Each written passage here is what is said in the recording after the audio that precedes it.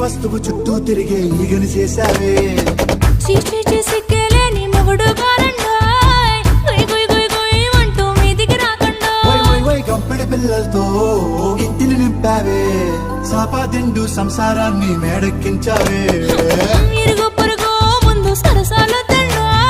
రాకెట్టి పడుకోరే కుక్కలాగా మీ వాళ్ళు ఏం చేస్తాం ఎక్కేస్తాం ఇట్టాగే డాబాలు